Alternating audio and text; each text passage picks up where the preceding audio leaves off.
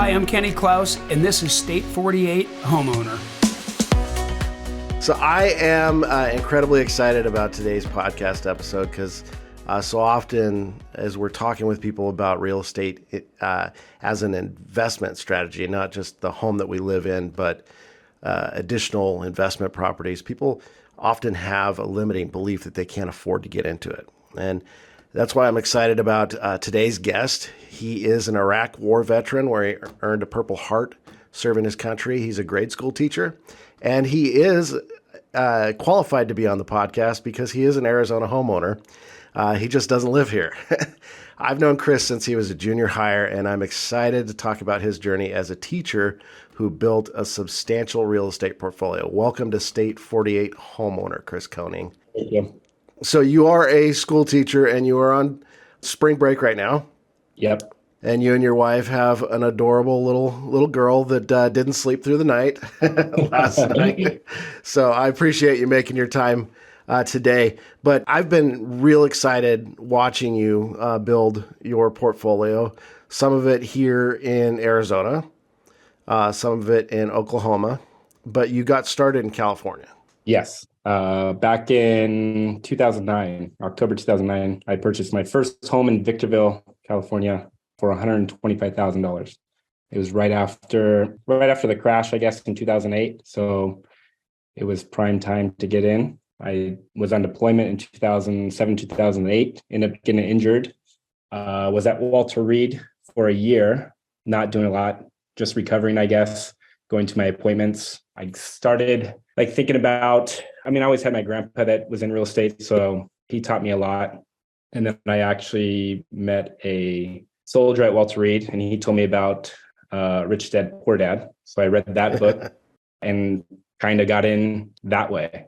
I learned from that book and then just kind of started diving in a little bit more, picked my grandpa's brain a little bit. And then it wasn't until I actually got transferred out from Walter Reed to Fort Irwin that I started looking at some property nearby because I thought I was going to be at Fort Irwin for a little bit. So thought I'd probably buy in Victorville, live there, and then turn into an investment property shortly after being out there. So I ended up being at Fort Irwin for another year. So I bought October 2009, and then shortly after I ended up getting out. So I never did actually live in the property, but I was able to turn it around into an investment property pretty quickly. I didn't really know what I was doing with my first one. Made a lot of mistakes, but I definitely learned from there, and it's got me to where I am now today with my portfolio. So what was your rank at the time? When I was there, I was an E4. Okay. Last day in the Army, they promoted me to E5. So I was a sergeant. I was medically retired as a sergeant. They pinned me the day I got out. I ended up getting out August 2010. So yeah, I got out to Fort Irwin around August 2009. Started looking around. I looked in Barstow, but Barstow is just... It's pretty far out there. Yeah, Barstow is right outside Fort Irwin. So I went a little farther down the 15 to Victorville and found a single family home. They were going pretty quick. I remember I don't remember putting the offer in. My agent just got to the point of she was just putting offers in because they were going so quickly. Yeah. She called me. I remember I was in Chino. It was on a weekend visiting my dad. And she called and said, "We got the house." I said, "What house?" She said, "Oh, I put an offer in because it was just going so quickly. It was listed for $124,900 and we got it for $125,000. 4-bed, 2-bed, 1,800 square feet. So yeah, got in there, actually did some of the work on myself. Had an Army buddy come down with me, a buddy from high school come up. We put in blinds, fixed up some things, and then was planning on staying there for the time I was at Fort Irwin, and then ended up getting quickly out. So then I just turned it into a rental property. And did you self-manage it, or did you have a no, manager? I was recommended a property manager from the agency I bought it from, Century 21.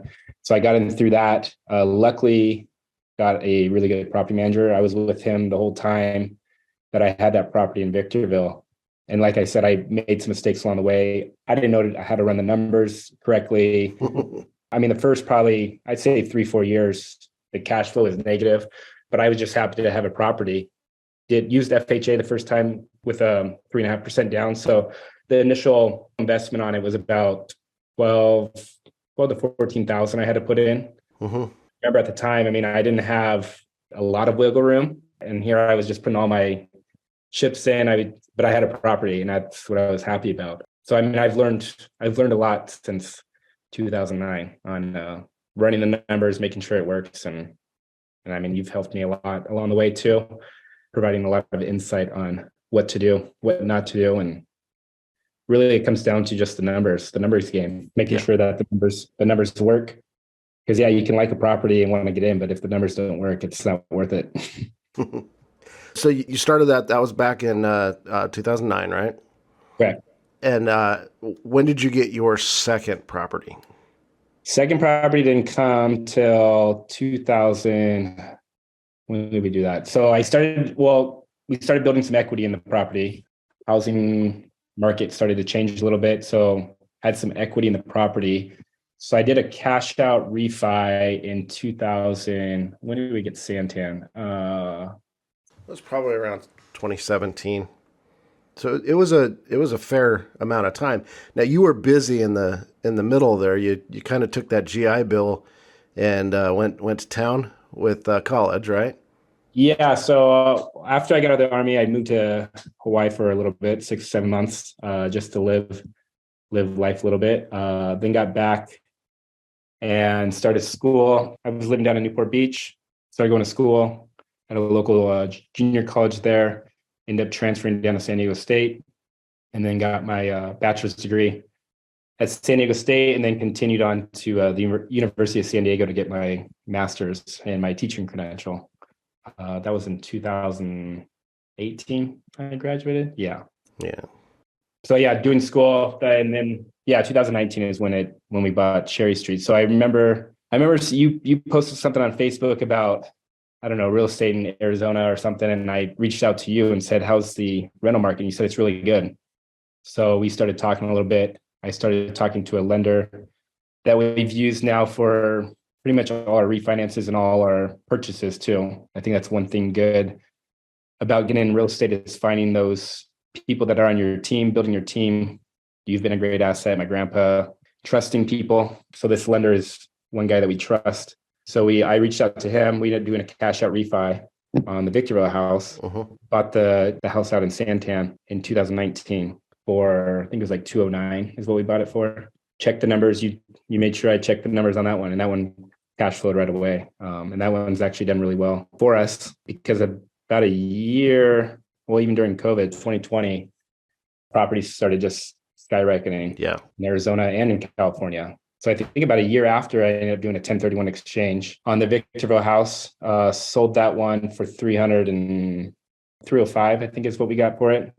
Took the profit from that and then ended up buying two more out in Arizona, one in Goodyear and one in Avondale. Yep. And I mean, even those have gotten enough equity where last year we took equity out of those three properties and then ended up purchasing the ones out in Oklahoma. And how many are in Oklahoma? Well, we ended up getting 4 out in Oklahoma. I reached out to you, and I said I was like, I'm ready to buy another one in Arizona, and you said, it's just you said you bought one out in Oklahoma, and so you got me connected with an agent out there, and started looking, checked the numbers, and it all worked. So I ended up doing that. The plan was 3, but after talking to my wife, I was able to stretch it to 4. So, I mean the goal is 1 a year now. I mean, it's taken a lot. It was a big gap between 2009 and then 2019, 10 years to buy the second one. Could we have bought another one in between? I mean, maybe, but I was busy with school. I wasn't out growing the portfolio, but I think real estate is probably the best investment out there. Yeah, there's risk to it, but I think the benefits outweigh the risk. As long as you do your homework, it's a good gig to do. So, and then let's clarify what you do professionally. I teach first grade, 7-year-olds. So teaching is it's one of those professions that it's pretty well known that the pay is not in the 6 figures. Correct. and yet you've been able to, so including your home that you live in, if my count is correct, you're at 8 properties. Correct. Yeah. So we have our primary home and then 7 other investment properties. And then you've also brought some other people into real estate investment, including your brother. Yes. Who also bought an Arizona rental. Yes. And, that one was fun. You talked about a couple minutes ago, you said, it really is about the numbers. And it was fun with him and his wife as they were looking and they're like, oh, I don't like the backyard or this. And, we're just reminding them, well, look at the numbers. And they ended up finding a place that the numbers were great and it had a great backyard that I'm not sure they've ever actually seen it. So I know. Well, it's funny you say that because when I was looking in Victorville, I was going on the weekends, I would go with the agent, even after formation during the week, I'd go with the agent to go look at these places. And I always thought I need to go look, go see. And so that mindset of I had to do a mindset shift. And my grandpa even told me this. He goes, you're not living there. He said, it's a house to be rented. So it's the mindset shift of you just need a house. People are going to live there. So it needs to be, you don't want something that's run down. But yeah, you don't have to on the purchases for Arizona. I mean, you went out there and checked them out, but that's what goes back to having a good team, having someone that you can trust, someone that knows what they're doing, what they look for, someone that's not just trying to get a sale. So that was a good thing with working with you. You went out to the properties, checked them out. You invest yourself, so you knew what to look for. You didn't ever tell me that the backyard was a nice. Work with the numbers, yeah. Hey everyone, this is Kenny Klaus with Klaus Team Real Estate Solutions. We know there's a lot of confusion in today's market, whether it's billboards, TV, radio, mail, everyone's trying to get your attention. They offer one lane, where at the Klaus Team, we have over 20 different programs we can help you navigate through to find out what's best for you. And remember, we work for you, they work for themselves. We're here to represent you and make sure you have the best experience possible. Visit us at klausteam.com/call us first. So let's talk about why this style of investing is a great method of investing. So, when you buy stocks, you're just looking for the stock to rise and fall. And of course, it's just like stocks, it's a long game. It's not, always a quick one. Now, there's methods of investing in real estate, fix and flip and those things that the rewards come a little faster. But when we're looking for returns, we're looking at cash flow. You brought up cash flow. Now, getting started, cash flow isn't generally the big number, especially when you finance. And so you financed all of the purchases. Correct. Yeah. All of them are conventional loans, but that's the biggest thing. I mean, if the bank's going to give me money, then I'm going to use it. The biggest thing now is leverage. With the first one, I had to wait to get that equity. And then I used that equity to leverage into another property. So then I was at 2, and then I was able to take from the first one again and buy 2 more with the 1031 exchange. So then we were at 3. With those 3, I only had to wait another year. And then I used leverage again, took some money out, cashed out refi on those 3, and then was able to buy 4. So now we're at 7. So I think it's, like you said, it's the long game. It takes a while. For me, it took about 10 years to get that ball. It's a slow moving ball, but now I think where we're at, it starts to pick up speed to grow the portfolio quicker. Now we're cash flowing on 7 properties. So you have the cash flow coming in, and then you have a renter paying down your mortgage. And that's a big piece. So you brought up the fact that your down payment on that original property was around what, 11, 12,000? Yeah. I mean, 3.5% FHA. So it wasn't a lot. The initial investment into where we are now, I still kind of laugh about it. Here I put, 12, 14,000 in, and then now have grown into having 7 properties. I mean, yeah, we have mortgages still on those properties, but I mean, over $1 million in homes from a $125,000 house that I bought back in 2009. So it's the long game. Because people could be scared. Well, I don't know what's going to happen with the market. I mean, I don't know what's going to happen with the market, but it's still, if you buy and hold, if the numbers are working, buy and hold is what it is. As long as the rent pays your mortgage, then you should be good. Because the housing market might fluctuate. It might lose some value, but the rental market doesn't doesn't really follow what the housing market. It's not as quickly, I guess. And the rental market's been really well lately. I think it's going to start flattening out a little bit, but overall, every year we've been able to increase rent, which also makes that gap of cash flow more. Take the cash flow, put it away, and just keep buying. And you're funding quite a impressive retirement with that. How old are you now? 35. 35, and you have over $1 million in real estate. Yes. So did you put cash into any of the other purchases? So a lot of it was just using the cash out refi. We've maybe had to put, a couple grand here or there. If we went over, there's been some repairs, but that's just the name of the game. You're going to have repairs along the way with these houses. And that's something you've worked into your spreadsheet for each of those properties, is counting on that. And so, when we look at how much we're going to charge for rent, we need to make sure that we're not only covering the mortgage and taxes and insurance and vacancies and repairs and those kinds of things to make sure that it's still a positive cash flow. Yeah, that's the thing. Doing your homework, making sure the numbers work is we keep saying it, but it just comes down to a numbers game. It's not about if the one room has blue paint on the wall or if it has a big backyard with grass and a waterfall or whatever. It's what it comes down to is, do the numbers work? It's a simple formula. You just plug it in, and that's what it comes down to. The Klaus team is different. With the Klaus team, you have someone on your side. Where you live and make memories is important.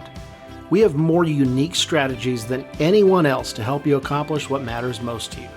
We can help you with traditional real estate as well as other options such as our lease purchase programs. We can help you buy first then sell, and we can bring you instant offers. We're here to help our neighbors achieve the American dream and help them build wealth through home ownership. For more info or to start your home search, visit us online at klausteam.com. Have you had any nightmares with tenants? Just recently we had just one not pay, I guess. We just had to do an eviction in Arizona. It's still, the eviction has gone through. So now it's just quick turnaround, get it rent ready, get a new tenant in there. You hope that, your property managers check, make sure they do the background checks. So you hope that your tenant is going to be good, but sometimes you just come around. And sometimes things happen in their lives too, and things change. Yeah, I had a similar experience in Oklahoma where, we got, they moved in mid-month, so I got that first half of a month, and then they paid on the first, and then never heard from them again. Yeah. And so it basically took the property out of cash flow for a couple months while we worked through that. And then some repairs, my property manager called me and said, "Hey, we finally got in. Now, did you have a stove and a fridge?" I said, "I heard the word did." And had to repair a couple doors and things like that. But other than that, things have, I think people think that it's a lot more of a headache than it actually is. It's really not. I mean, you can get word of mouth from people about property managers, Google search, you can read the reviews. It's pretty easy to, interview. You can call and interview property managers to see what fits what you want. But I think across the board, it's usually about a 10% fee, but I think it's more than. Well, it takes you from being an active investor to a passive investor. And when we look at, you talked about Rich Dad, Poor Dad. A lot of that is looking for these passive income streams, and it really becomes quite passive when you have a property manager taking care of everything for you. And every now and then you got to get involved again, but you're able to see your money work for you instead of you working for your money. Well, yeah, because with teaching, there's no way I could manage an eviction and teach 6 and 7-year-olds all day. So and find the tenants and interview them and do background checks and make repairs and respond quickly and those kinds of things. Yep. So you went to Oklahoma as well. So you now pay taxes in 3 states. Yeah, California, Arizona, and Oklahoma. But it's funny how it's full circle. I was just talking to an Army buddy because I did my basic training out in Fort Sill, Oklahoma. Okay. And I was just talking to him and I said, hey, did I tell you I bought some more property? He said, no. He said, where at? I said, Oklahoma. And he laughed. I said, no, I'm not joking. And he's like, just funny that we're back in Oklahoma. I haven't been back to Oklahoma since basic training, but I have 4. I've never been. But I mean, that's the good thing now with, I mean, the internet and everything. You can just look at pictures. You don't have to go to look at these properties, and just having good people on the ground, building that team, that trust, it helps. You're the one that got me in contact with the agent out there, and he invests himself. He buys real estate. So I think that's a key point, is finding an agent that also invests, because they know the game, they know what to do, they know what to look for. Yeah, and you said building the team, including the lender. I think it's important and a lot easier when they're real estate investors as well, because they understand the language a little bit more. It's easier to have those conversations with them as well. Yeah, no, I agree. All right, well, Chris, thank you so much for taking the time to share your story. I think it's pretty cool. And I hope that people can come away understanding that, you built a real estate empire as an E5 elementary school teacher. Yeah, no, it's, I've been very blessed with the life I've been given, but I think it's just using the tools, learning about it. That's one thing I've learned about real estate investing, is you'll find people that are just more than happy to share information. It's not like a cutthroat competition where I'm not going to tell you where to go buy because I'm going to buy there. No, there's enough real estate out there to share the wealth with others. I think it's a good gig to get into.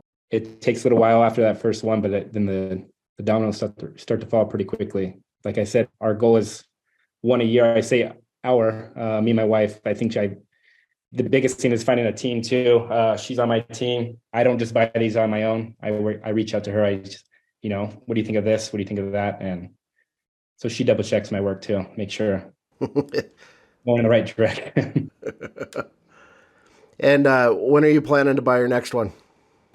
This year. I know I talked to you a little bit, looking probably in the Carolinas, North Carolina, South Carolina.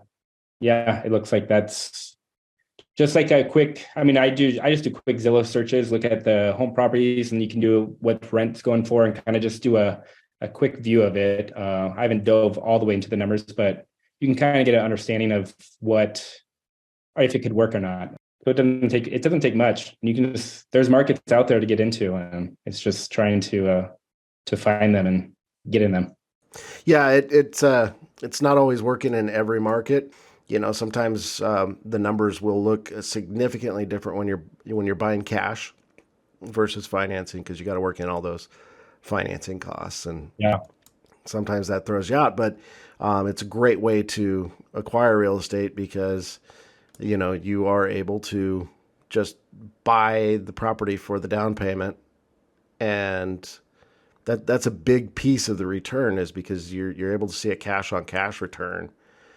Because you just, you buy let's say you're putting 20% down, if it's $100,000 property, then you bought it for $20,000, but you come at the end of the day, you come walking away with, seeing the appreciation, after, so many years, then you're walking away with a property that's worth substantially more than 100,000, but you still only ever put in 20,000. And in your case, only 11,000.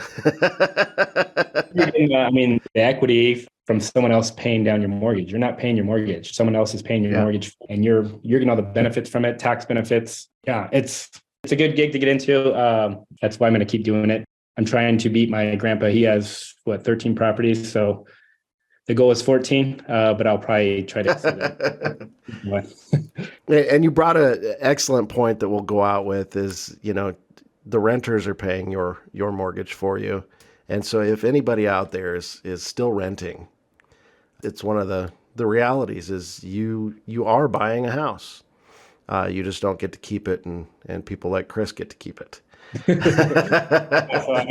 we need renters, but if I was renting, I would try to get out as quickly as I could, because you're essentially you're paying someone else's mortgage is what you're doing. Well, thank you so much, Chris. Yeah, thank you for having me, Scott. I appreciate it. Thanks for spending time with us this week at State 48 Homeowner, the ins and outs of owning an Arizona home. You can connect with us for more information, submit topics you'd like us to further discuss. You can see relevant videos, give us feedback, answer your real estate questions, and more at state48homeowner.com.